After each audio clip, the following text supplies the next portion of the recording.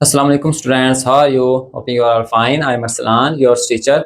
Chemistry 9 chapter number 1 उसका next lecture लेके आया हूँ आपके लिए, जिसमें आज हम पढ़ेंगे सॉल्यूशंस। सॉल्यूशंस पढ़ने से पहले हम कुछ टर्म समझेंगे, जैसा कि सोल्यूट और सॉल्वेंट। सोल्यूट किसी भी सॉल्यूशन में जो चीज क्वांटिटी में कम होती है उसे हम सोल्यूट बोलते हैं, और सॉल्वेंट किसी भी सॉल्यूशन में जो चीज क्वांटिटी में मकदार में ज्यादा होती है उसे हम सॉल्वेंट बोलते हैं। For example, we have here a glass of water and some sugar. जो शुगर है ये क्वांटिटी में कम है, तो जो वाटर है ये क्वांटिटी में ज्यादा है, तो sugar as a solute work करेगी, और जो हमारे पास वाटर होगा वो सॉल्वेंट होगा। तो जो भी सॉल्यूशन होता है उसके अंदर जो चीज क्वांटिटी में कम होती है उसे हम सोल्यूट, और जो क्वांटिटी में ज्यादा होती है उसे हम सॉल्वेंट बोलते हैं। A part of solution that is less in quantity called solute, and a part of solution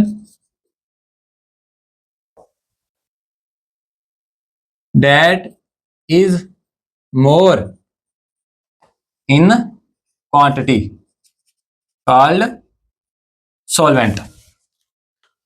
और हम सॉल्यूशन की बात करेंगे। सॉल्यूशन क्या होता है? सॉल्यूशन एक होमोजीनियस मिक्सचर है। होमोजीनियस मिक्सचर क्या होता है कि जिसके अंदर अगर कोई चीज हम हल करते हैं तो उसके अंदर इक्वली डिस्ट्रीब्यूट हो जाती है। तो होमोजीनियस मिक्सचर जो होता है उसे हम सॉल्यूशन बोलते हैं। सॉल्यूशन में अगर कोई चीज हम मिक्स करते हैं, सॉल्यूशन हम प्रिपेयर करते हैं, तो उसकी अगर हम फिल्ट्रेशन करते हैं तो फिल्ट्रेशन के बाद हमारे पास कोई भी रेजिड्यू बाकी नहीं बचता। It is a homogeneous mixture in which particles of solute can not be seen with naked eye. इसके अंदर जो सोल्यूट के पार्टिकल्स हैं वो होमोजीनियसली मिक्स हो जाते हैं और हमें आम आंख से नजर नहीं आते। It is filter without leaving any residue, और जब इसको हम फिल्टर करते हैं तो बगैर किसी रेजिड्यू के ये हमारे पास सारा का सारा फिल्टर हो जाता है। For example, we have here some salt and a glass of water. ये हमारे पास सोल्यूट है और वाटर हमारे पास सॉल्वेंट है। अगर हम इसको मिक्स करते हैं तो ये हमारे पास सोल्यूशन प्रिपेयर हो गया है। इस सोल्यूशन में जो पार्टिकल्स हैं साल्ट के, NaCl के, टेबल साल्ट के जो हमारे पास पार्टिकल्स हैं वो हमारे वाटर के अंदर हमें नजर नहीं आ रहे। जबकि कुछ सॉल्यूशंस ऐसे होते हैं जिसके अंदर पार्टिकल्स मौजूद होते हैं। फॉर एग्जांपल, जो हमारे पास शुगर के का जो सॉल्यूशन था उसके अंदर हमारे नीचे शुगर के पार्टिकल्स नजर आ रहे हैं, जबकि साल्ट के पार्टिकल्स हमें सॉल्यूशन के अंदर नजर नहीं आ रहे। और इसके बाद अगर हम इसकी फिल्ट्रेशन करें, इसको फिल्टर पेपर से गुजारें NaCl वाले सॉल्यूशन को, तो हमारे पास कोई भी रेजिड्यू बाकी नहीं बचेगा। तो ये होता है सॉल्यूशन। के बाद आता है सस्पेंशन सॉल्यूशन। सस्पेंशन सॉल्यूशन क्या होता है? ये एक हेट्रोजीनियस मिक्सचर होता है। हेट्रोजीनियस मिक्सचर एक ऐसा मिक्सचर होता है जिसके अंदर कोई चीज इक्वली डिस्ट्रीब्यूट नहीं होती और इसके जो पार्टिकल्स हैं वो हमें नेक्ड आई से नजर आते हैं। For example, we have another glass of water, और हमारे पास कुछ रेत मौजूद है। अगर इसका हम सॉल्यूशन प्रिपेयर करते हैं तो आप देख सकते हैं कि रेत इसके अंदर सॉल्यूशन तो इसने बनाया है, लेकिन रेत सारी की सारी नीचे बैठ गई है और उसकी कुछ क्वांटिटी ऊपर वाटर में मौजूद है। मींस कि ये हेट्रोजीनियसली इसके अंदर मिक्सचर इसने बनाया है, सॉल्यूशन बनाया है। ये होमोजीनियसली इसके अंदर सॉल्यूशन नहीं बना सकी। तो जो हेट्रोजीनियसली इसके अंदर सॉल्यूशन बनाए वो हमारे पास बन जाता है सस्पेंशन सॉल्यूशन। अगर इसकी हम फिल्ट्रेशन करते हैं तो हमारे पास फिल्टर पेपर के अंदर रेत रह जाएगी और पानी फिल्टर पेपर से गुजर जाएगा। मीन कि हमारे पास रेजिड्यू जो है वो बाकी बच जाएगा। उसके बाद हमारे पास आता है कोलोडियल सॉल्यूशन। कोलोडियल सॉल्यूशन एक इंटरमीडिएट स्टेट होती है जिसके अंदर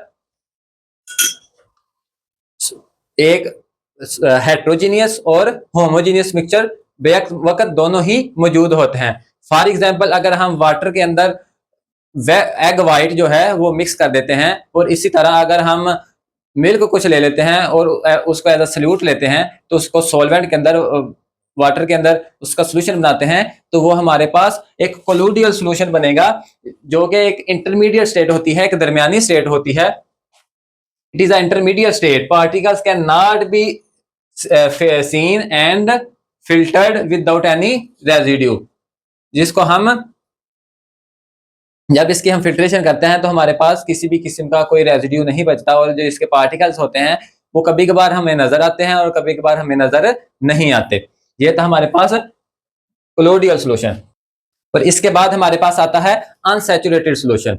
अनसैचुरेटेड सोल्यूशन एक ऐसा सोल्यूशन होता है जिसके अंदर अगर हम कुछ सोल्यूट के पार्टिकल्स डिसॉल्व करें तो उसके अंदर मजीद सोल्यूट उसका जो है वो उसके अंदर सोल्यूशन बना ले।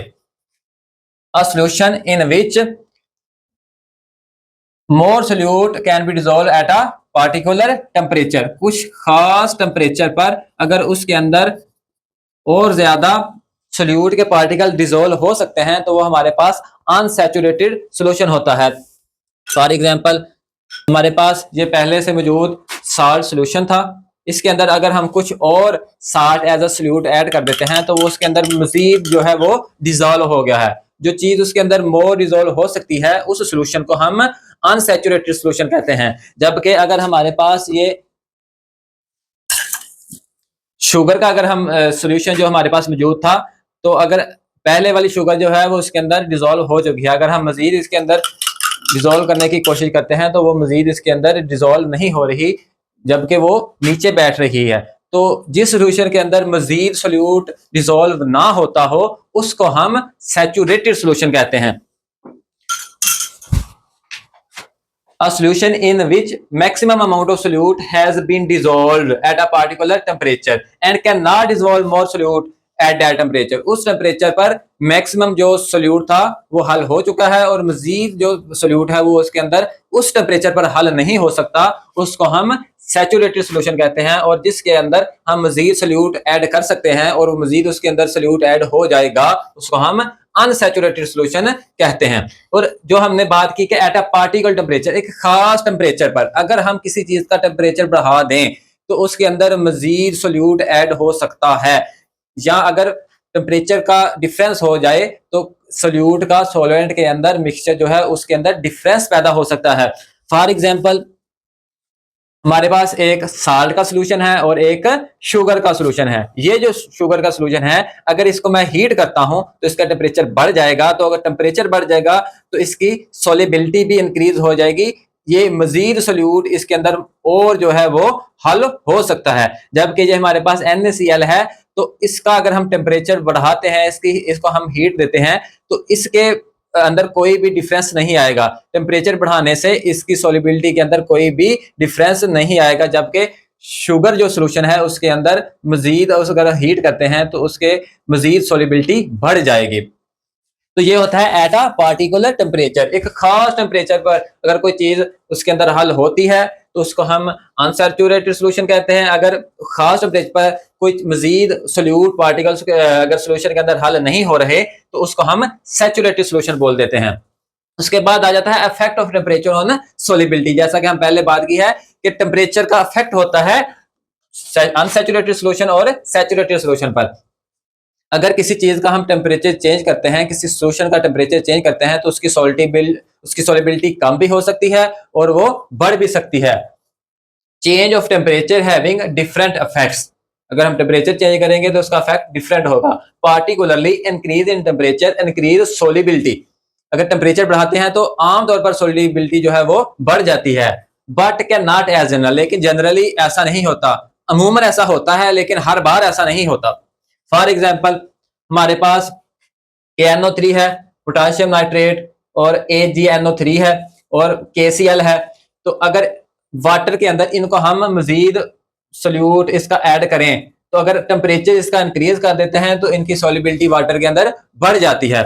इसी तरह NaCl, जैसा कि हमने पहले एग्जांपल ली थी, तो NaCl का वाटर के अंदर अगर सोल्यूट ऐड करते हैं हम तो टेम्परेचर का उस पर कोई इफेक्ट नहीं होगा, टेम्परेचर बढ़ा भी देंगे तो उसकी सोल्युबिलिटी के अंदर कोई भी डिफरेंस नहीं आएगा। इसी तरह लिथियम कार्बोनेट और कैल्शियम कार्बोनेट जो हमारे पास मौजूद हैं, अगर इसके अंदर हम टेम्परेचर बढ़ा देते हैं, वाटर का अगर हम टेम्परेचर बढ़ा देते हैं तो इनकी सोलिबिलिटी जो है वो टेम्परेचर के अंदर डिक्रीज हो जाएगी। अगर हम टेम्परेचर बढ़ाते हैं तो इनकी सोलिबिलिटी डिक्रीज हो जाएगी।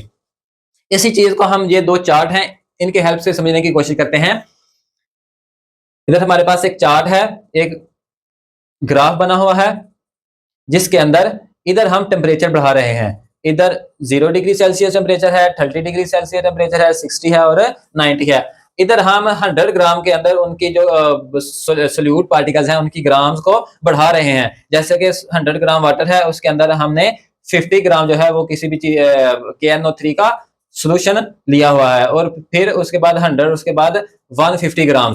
तो जैसे जैसे हम टेम्परेचर बढ़ाते हैं वैसे वैसे KNO3 पोटाशियम नाइट्रेट की वाटर के अंदर सोलिबिलिटी बढ़ रही है। अगर इधर से टेम्परेचर बढ़ाते हैं, इधर से हम सोल्यूट बढ़ाते हैं, तो उसकी सोलिबिलिटी बढ़ती जाती है। जैसे जैसे टेम्परेचर बढ़ रहा है वैसे वैसे उसकी सोलिबिलिटी बढ़ रही है। फॉर एग्जांपल, अगर टेम्परेचर हमारे पास 30 डिग्री सेल्सियस है तो 50 ग्राम जो है वो सोल्यूट के ऐड हो रहे हैं, और अगर उसका टेम्परेचर बढ़ा के 60 डिग्री सेल्सियस कर देते हैं तो 100 ग्राम्स ऑफ KNO3 जो है वाटर के अंदर उसका सोल्यूशन बन रहा है। और इसी तरह अगर हम टेम्परेचर मजीद बढ़ा देते हैं तो मजीद KNO3 वाटर के अंदर सोल्यूट हल हो सकता है, उसका सोल्यूशन बन सकता है। और इसी तरह एक दूसरा ग्राफ है जिसके अंदर वो बता रहे हैं कि NaCl जो है वो अगर टेम्परेचर हम किसी चीज का बढ़ाते हैं तो उसकी सोलिबिलिटी पर कोई इफेक्ट नहीं हो रहा, उसकी सोलिबिलिटी जो है वो कोई इफेक्ट नहीं कर रही। NaCl की उसकी सोलिबिलिटी सेम है। जबकि अगर हम टेम्परेचर बढ़ाते हैं तो NaNO2 की जो सोलिबिलिटी है वो टेम्परेचर बढ़ने के साथ साथ बढ़ रही है, ऊपर को जा रही है उसका ग्राफ, तो वो बढ़ रही है। और इसी तरह अगर हम टेम्परेचर बढ़ाते हैं तो NH2 अमोनिया, इसकी जो सोलिबिलिटी है वो कम हो रही है, टेम्परेचर बढ़ाने से सोलिबिलिटी कम हो रही है। तो ये था effect of temperature on solubility. उम्मीद करते हैं कि आज का लेक्चर आपको समझ में आया होगा। अगर आपको हमारा लेक्चर समझ में आया है तो इसको अपने मेट्स के साथ, अपने दोस्तों के साथ शेयर करें और हमारे YouTube चैनल को सब्सक्राइब करें। Thank you.